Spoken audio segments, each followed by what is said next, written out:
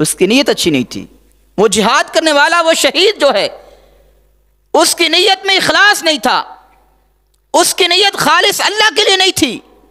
رب فرمائے گا تو جھوٹ بولتا ہے، تو نے یہ جہاد میری رضا کے لیے نہیں کیا، تم میدان عمل میں اس لیے اترے تھے کہ لوگ تمہیں بہادر کہیں، تمہاری بہادری کے چرچے ہوں،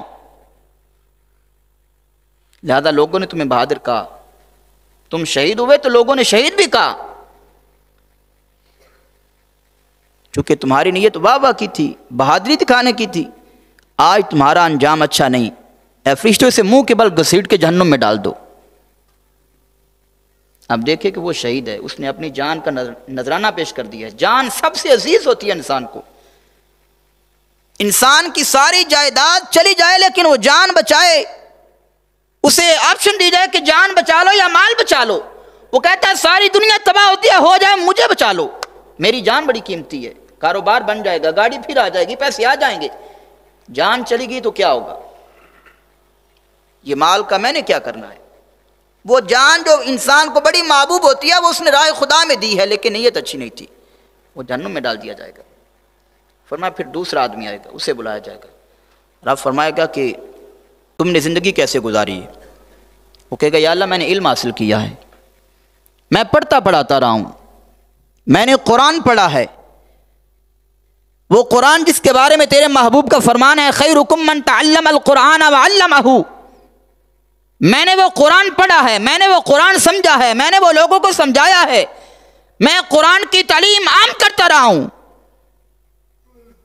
تو رب اسے بھی اپنی نعمتیں یاد دلائے گا، تو نے مجھے یہ نعمتیں دی ہیں.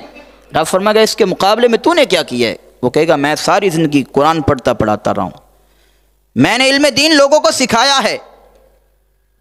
تو رب فرمائے گا تو بھی جھوٹ بولتا ہے، نیت تیری بھی یہ تھی کہ میں قرآن پڑھوں، ایسا پڑھوں کہ لوگ واہ واہ کریں کہ بڑا اچھا قاری ہے،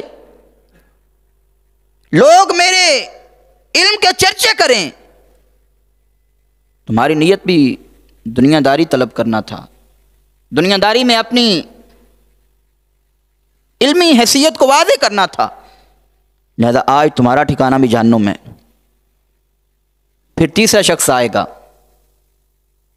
تیسرے آدمی کو بلایا جائے گا جس رب ذوالجلال نے بڑا وسیع رزق دیا ہے، مالا مال کیا ہے، بڑا نوازا ہے. اسے اللہ کے حضور کھڑا کر دیا جائے گا. رب فرمائے گا میں نے تجھے یہ نعمتیں دی. وہ اقرار کرے گا یا اللہ تو نے مجھے دی ہیں. فرمایا تو نے اس کے مقابلے میں کیا کیا ہے؟ تو وہ کہے گا یا اللہ جہاں ضرورت ہوتی تھی، جہاں مجھے پتہ چلتا تھا میں وہاں مال لٹاتا تھا، میں نے پانی کی طرح مال تیری رضا کے لیے بہا دیا ہے. لوگ مجھے سخی کہتے تھے، میں نے بڑا مال راہ خدا میں دیا ہے. رب فرمائے گا تو بھی جھوٹ بولتا ہے، تو نے مال تو دیا ہے لیکن میری رضا کے لیے نہیں دیا. تم مال دیتے تھے تاکہ تمہاری سخاوت کے چرچے ہوں، تاکہ تمہیں لوگ سخی کہیں. تو نے مال تو دیا ہے لیکن اپنی تعریف سننے کے لیے. تم نے مال تو دیا ہے لیکن میری رضا کے لیے نہیں دیا. آج تیرا انجام بھی جہنم ہے. صاحبو یہ عمل دیکھیں بظاہر کتنا ہے اچھا ہے، راہ خدا میں اپنی جان پیش کرنا، دین کی تبلیغ کرنا، سخاوت کرنا، لیکن اگر اس میں اخلاص نہ ہو، نیت اچھی نہ ہو، ریاکاری ہو تو اللہ کے حضور یہ بھی قبول نہیں ہوتے. تو آج ہمیں اپنی اصلاح کی ضرورت ہے. شیطان بڑا خبیث ہے، وہ وسوسے ڈالتا ہے. جب انسان کو نیک عمل کرنے کی نیت کرتا ہے تو وہ ریاکاری کی طرف مائل کرتا ہے. تو آمینہ کے لال صلی اللہ تعالی علیہ وآلہ وبارک وسلم فرماتے ہیں کہ جب انسان کی نیت اللہ کی رضا کے لیے ہوگی تو پھر اسے اس عمل کا ثواب ملے گا، اسے جزا دی جائے گی، پھر اسے جنت سے نوازا جائے گا.